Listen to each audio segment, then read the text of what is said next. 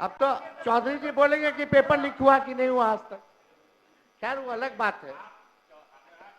को क्यों बार बार करते ये आप तो बोलवा रहे हैं जबरदस्ती।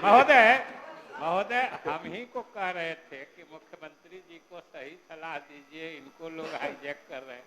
तो महोदय हम तो आप साथ में थे, तब भी हम साथ में थे कि और आप भी हाईजैक करने की कोशिश किए, लेकिन कहाँ हाईजैक किए।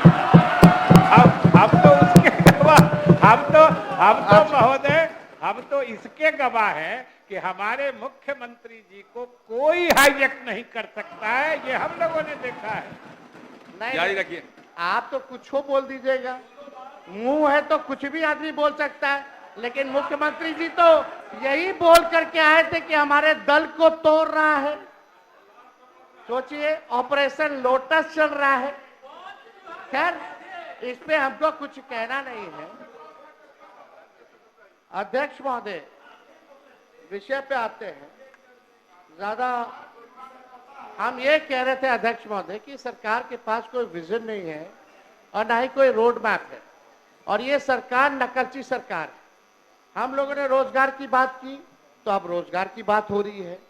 मैंने खुद बिहार भर घूम करके गांव के महिलाओं से जब मिले तो यही सुनने में आता था, बाबू खाली 400 रुपया पेंशन मिल रहा है।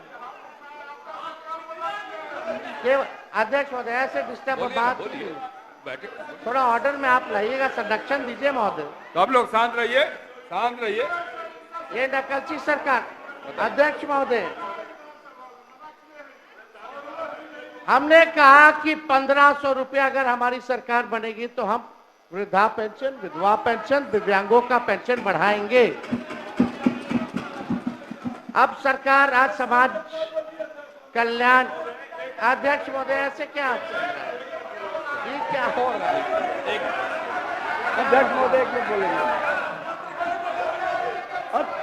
अध्यक्ष महोदय, दो बार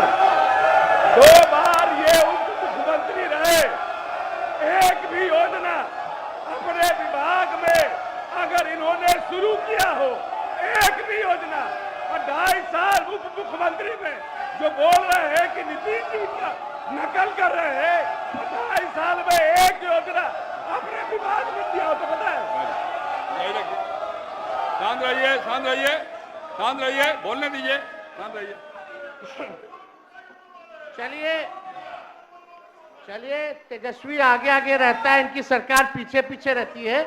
इसी बहाने हमारे गरीब का तो भला हुआ, लेकिन हम बोले 1500 ही किए, 1100 1500 कर देते, क्या दिक्कत है? अरे आप लोग ठीक है। अध्यक्ष महोदय, हमने पूरा बिहार घूम करके हम बोले कि हमारी सरकार आएगी तो 200 यूनिट फ्री में बिजली देंगे। मुख्यमंत्री जी गवाह है इसी सदन में, आपने बोला था कि नहीं बोला था, बिजली मुफ्त में नहीं देना चाहिए, भले ही कम कर दिया जाए लेकिन मुफ्त में बिजली नहीं देना चाहिए। आप सब लोग गवाह, हमारे पास रिकॉर्डिंग है, सब लोगों ने वो रिकॉर्डिंग देखा होगा। आखिर कौन सी मजबूरी आ गई कि आपको फिर से अपने बात से पलटना पड़ा? कौन, किसके वजह से? तो हम ही ने क्या है 200 यूनिट, आप लोग कभी बोले 200 यूनिट, अभी कितना 125 यूनिट, तो हम बोले 200, तो इन लोग किए 125 का है, 200 या उससे ज्यादा ही कर देते। चलो इसी बहाने बिहार के लोगों का तो भला हुआ। और हम जानते हैं अध्यक्ष महोदय कि बिजली मंत्री इसके खिलाफ थे, अड़े हुए थे, इनको पूरा मनाया गया है और ये अभी भी नहीं चाहते कि बिजली फ्री हो। तो अध्यक्ष महोदय, अब हमने बोला युवा आयोग का गठन करेंगे, तो ये सरकार तुरंत कैबिनेट में चली जाती है कि युवा आयोग का गठन करेंगे। सम्राट चौधरी जी बैठे थे, हम बोले आप मेरा सारा चुनाव का मुद्दा छीन रहे हैं भाई, अब हम चुप रहेंगे, अब हम क्या करेंगे, नोटिफिकेशन के बाद ही ऐलान करेंगे। करने के लिए तो बहुत कुछ है। तो अध्यक्ष महोदय, अब देखिए हमने कहा माई बहन मान योजना लाएंगे, माई बहन मान योजना लाएंगे, हर महिलाओं के खाते में 2500 रुपए प्रति माह हम लोग देने का काम करें। महंगाई इतना है, मोदी जी इतना महंगाई कर दी है, कहीं जाइए हर चीज महंगा हो गया है, तो उनको कम से कम आर्थिक न्याय के जरिए हम लोग उन महिलाओं को खाते में देंगे। और आप अध्यक्ष महोदय, ये सदन गवाह रहेगा, देखिएगा आने वाले समय में ये माई बहन मान योजना की भी चोरी करने का काम करेंगे। ये लोग वो काम जरूर। चलिए राम सिंह जी बैठिए। चलिए, हमको जारी रखिए। हमको अध्यक्ष महोदय क्रेडिट नहीं चाहिए, सारा क्रेडिट हम नीतीश जी को देने के लिए तैयार हैं। सब कुछ इन्हीं का किया हुआ भाई, कैबिनेट है, सब तो वही कर रहे हैं, लेकिन विजन किसका है ये किसने बोला? तो आप लोग तो पीछे पीछे कर रहे, अच्छी बात है। 1 करोड़ रोजगार देंगे, 1 करोड़ रोजगार, यानी मोदी जी वाला रोजगार की पकौड़ा तल के खाओ। ये भी रोजगार की परिभाषा है, मोदी जी ने बोला है भाई। मोदी जी झूठ बोलते हैं क्या? नहीं ना बोलते हैं।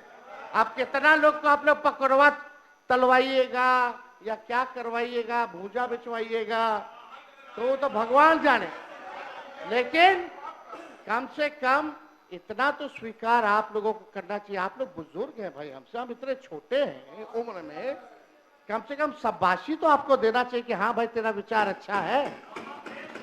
इतना तो आगे बढ़ाने के लिए कीजिएगा ना। तो देखिए अध्यक्ष महोदय, हम लोग चाहते हैं कि बिहार का भविष्य जो है बेहतर, लेकिन नकलची सरकार है अध्यक्ष महोदय। आज विजय चौधरी जी बोल रहे थे कि हम ही लोगों ने जो है जाति आधारित गणना कराया, उसमें हम भी थे, आप थे नहीं, आप इधर इधर देख के कह रहे थे, आपके दोनों तरफ वही लोग थे। इसमें उनका क्या भूमिका है? हम ही लोग की ना भूमिका है, और हम लोगों का एजेंडा था ना। तो हम लोगों ने देखिए, ये हम लोग 17 महीना वाले ने अब बिगाड़ दिया। कौन लोग? आरक्षण कौन लटका दिया 65%? कौन लोग शेड्यूल 9 में उस आरक्षण को नहीं डाला? और जितना नौकरी अभी निकल रहा है, बताइए पिछड़ा अति पिछड़ा, दलित, महादलित, आदिवासी लोग को नौकरी में हजारों की संख्या में नुकसान हो रहा है कि नहीं हो रहा? इसका जवाब आप लोगों को, पिछड़ों को, अति पिछड़ों को, दलितों को, आदिवासियों को देना होगा। हम अभी भी कहते हैं, आज लाइए प्रस्ताव, 65 की जगह 75% कर दीजिए और 10% ईडब्ल्यूएस का 85, और चलिए बोलिए मोदी जी को कि शेड्यूल 9 में डाला जाए, हम लोग समर्थन करेंगे। लेकिन आप लोग 10 महीना, हम लोग प्रेस कॉन्फ्रेंस साथ ही में ना किए थे कि भाई हम लोग जान रहे थे कि भाजपा जो है कोर्ट कचहरी जा करके ये आरक्षण को फंसाने का काम करेगी, तभी ना हम लोग भाई प्रेस कॉन्फ्रेंस किए थे और शेड्यूल 9 की मांग किए थे। लेकिन क्या हुआ उस आरक्षण का? जाति आधारित गणना का आपने बजट बनाया है, क्या उसके अनुरूप बनाया है? आप बताइए। आप उस रिपोर्ट को आप फेंक दिए कूड़ेदान में, क्योंकि आपके पास बीजेपी के लोग आ गए। आज हम होते तो कूड़ेदान में नहीं ना होता, आरक्षण नहीं ना फंसता। तो ये बात महोदय हमको लगा कि आप लोगों को याद दिलाने की जरूरत है। स्पेशल स्टेटस, स्पेशल पैकेज तो छोड़ दीजिए, प्रधानमंत्री जी अब तो सब नेता लोग आ रहा है बिहार में चुनाव है, लेकिन आप ये देखिएगा एक बार भी बिहार के लिए वो क्या करेंगे? बेरोजगारी का बौ नहीं निकला मुंह से, महंगाई का मौ नहीं निकला, पलायन का पौ नहीं निकला, ना शुगर मिल के बारे में बात किए, ना कारखाने की बात किए। बताइए ईमानदारी से, बिहार सरकार से हम जानना चाहते हैं कि गुजरात को कितना मिला और बिहार को कितना मिला। खाली 2 स्टेट का बता दीजिए कंपैरिजन में। बिहार को क्या मिल रहा है? कुछ नहीं मिल रहा है, केवल वही रिपैकेजिंग हो रहा है, हर चीज हो रहा है, केवल ठगने का। अरे आप लोग अपने नेता को क्यों डिस्टर्ब कर रहे हैं? अपने ही नेता को डिस्टर्ब कर रहे हैं। अध्यक्ष महोदय, प्रधानमंत्री जी आए तो बहुत सुन के हमको अच्छा लगा। उन्होंने कहा कि रेलवे का इंजन अब बिहार में बन रहा है, विदेश जा रहा। वो रेलवे का कारखाना कौन लाया? लालू जी ने लाया।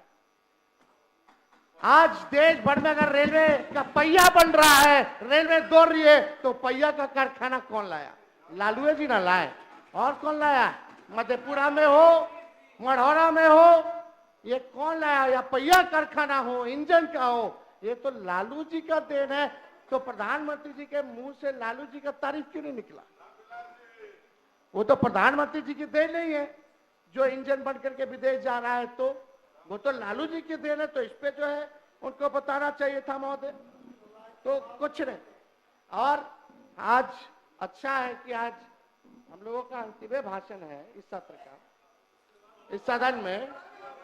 लेकिन एक बात है, परिवारवाद के खिलाफ तो लोग बहुत बोलते हैं। नेशनल दामाद अलायंस या नेशनल दामाद आयोग, उधर मांझी जी का दामाद जी फिट हो गए, इधर अशोक चौधरी जी के तो आरएसएस कोटा से हुए, आरएसएस कोटा से इनके दामाद आरएसएस कोटा से हुए, और चिराग पासवान जी के जीजा हो गए। क्या बात है? आप प्रधानमंत्री जी, अब आप लोगों को परिवारवाद नहीं दिख रहा? आप परिवार पे ज्ञान नहीं दीजिएगा? अब तो आपको बताना होगा कि आपके सरकार में नीतीश कुमार जी के रहते हुए आरएसएस कोटा भी चल रहा है। अब आने वाला समय में कौन कौन कोटा से किसको किसको टिकट मिलेगा, कौन कौन मंत्री होगा, कौन कौन आयोग का मेंबर होगा, ये तो बिहार की जनता तो जानना चाहती है।